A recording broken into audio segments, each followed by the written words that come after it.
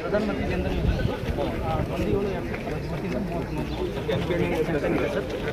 ಜನಧನ್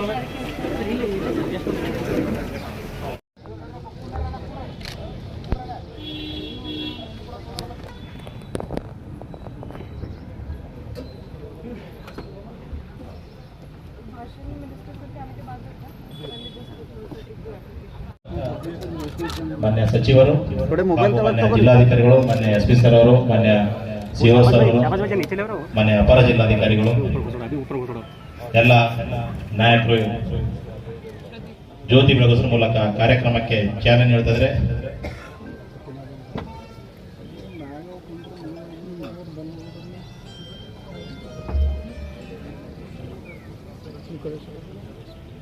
ಕರ್ನಾಟಕ ಸರ್ಕಾರದ ಧನ ಮಹತ್ವಾಕಾಂಕ್ಷಿ ಯೋಜನೆಗಳಲ್ಲಿ ಒಂದಾದ ಈ ಜನಸ್ಪಂದನ ಕಾರ್ಯಕ್ರಮ ಕೂಡ ಎಲ್ಲ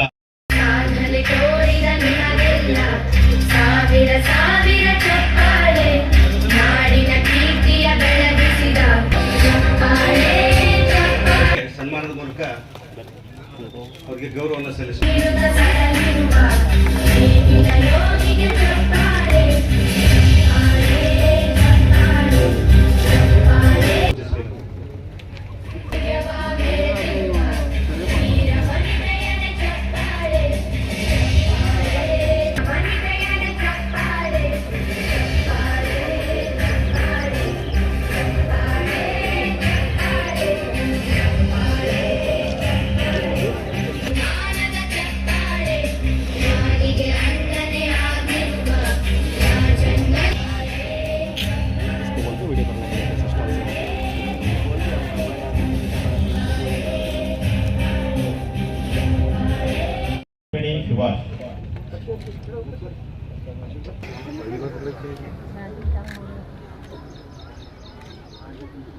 ನರೇಗಾ ಯೋಜನೆಯಲ್ಲಿ ಜಾಬ್ ಕಾರ್ಡ್ ವಿತರಣೆ,